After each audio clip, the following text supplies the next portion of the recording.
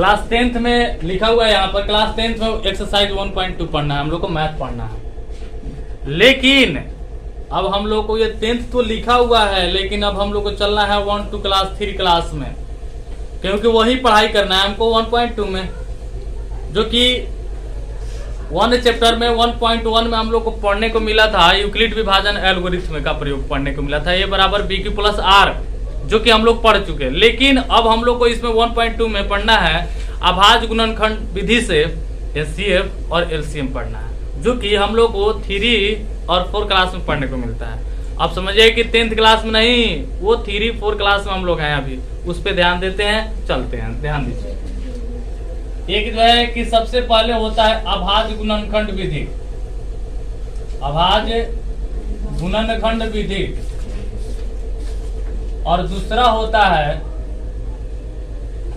भाग विधि, जिसको विभाजन विधि बोल सकते हैं, भाग विधि या विभाजन विधि। दोनों तरीका से हम लोग पढ़ चुके हैं, लेकिन फिर भी एक याद करने के लिए फिर से हम बता रहे हैं। चलिए सबसे पहले अभाज्य गुणनखंड विधि के अंतर्गत चलते हैं कि क्या क्या निकाला जाता है।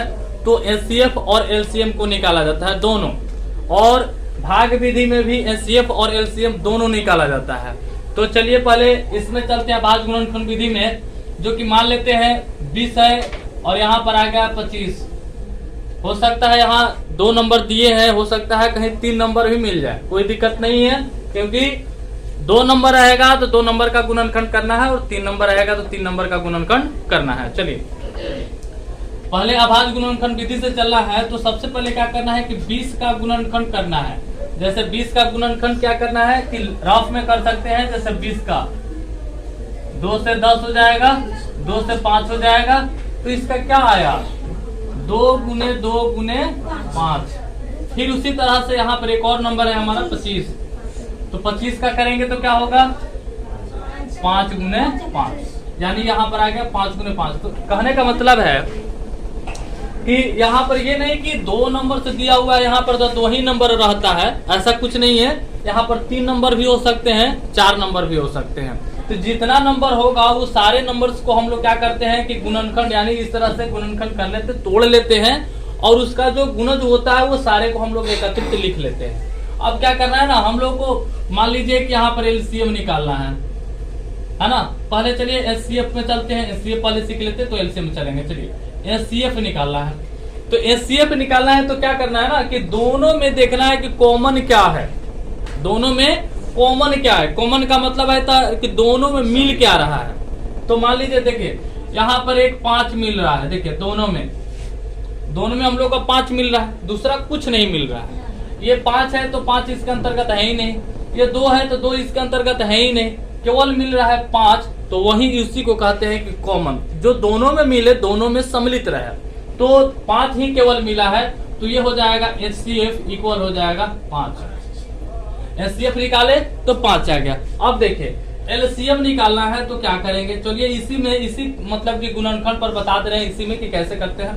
तो एलसीएम में क्या करते हैं, जो कॉमन हुआ रहता है वो भी, और जो कॉमन नहीं हुआ रहता है वो भी, दोनों को गुना कर देते हैं। अब देखिए एक और चीज बताना चाहेंगे इसमें कि यहाँ पर एक ही कॉमन आया है, तो एक ही 5 आ गया है, इसका एलसीएम 5 हो गया। लेकिन जब यहाँ पर अगर 2 कॉमन हो जाते हैं तो क्या करेंगे।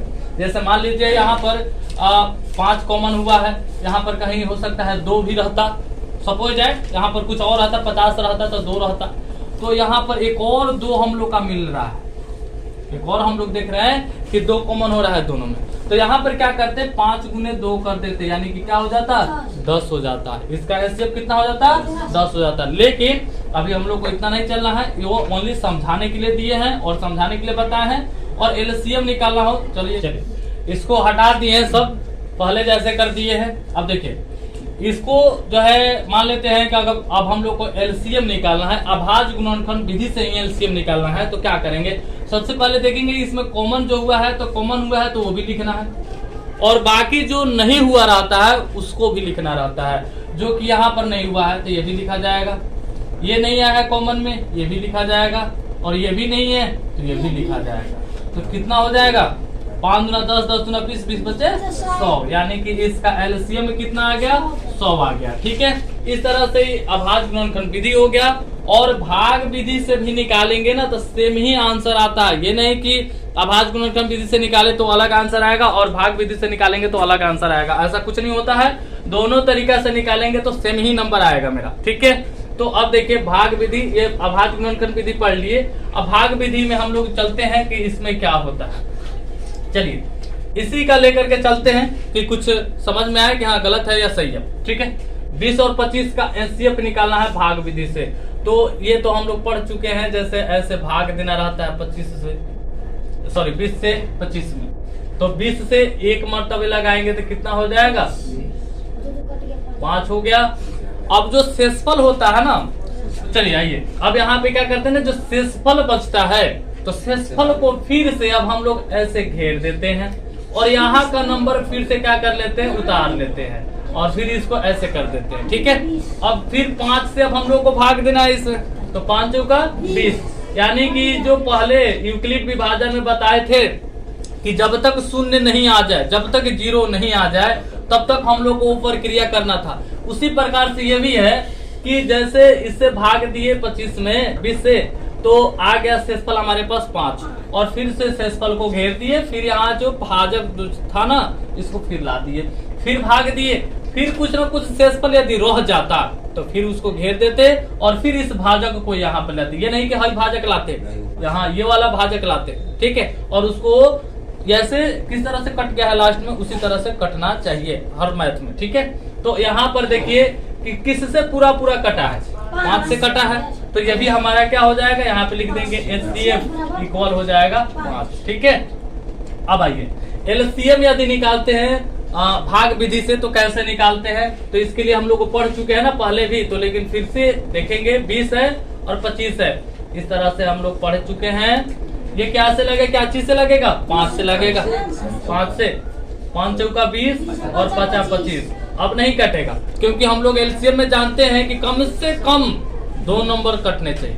कम से कम कितने नंबर, 2 नंबर कटने चाहिए, तभी जाकर के हम लोग लगाते हैं। 1 नंबर कटेगा तो किसी नंबर से हमको लगाना नहीं है, क्योंकि 4 से लगाएंगे तो केवल 4 कटेगा और 5 से लगाएंगे तो केवल 5 कटेगा, दोनों अलग अलग है तो नहीं लगाएंगे, इतना ही लिख देंगे। तो एलसीएम इक्वल लिखेंगे, एलसीएम इक्वल लिखेंगे यहाँ पर 5 गुने क्या हो जाएगा 4 गुने क्या हो जाएगा 5, ये कितना हो जाएगा 100 हो जाएगा। तो देखिए यहाँ पर एलसीएम निकाले हैं तो एलसीएम 100 आया, यहाँ पे एचसीएफ निकाले हैं तो एचसीएफ हमारा कितना आ गया 5 आया।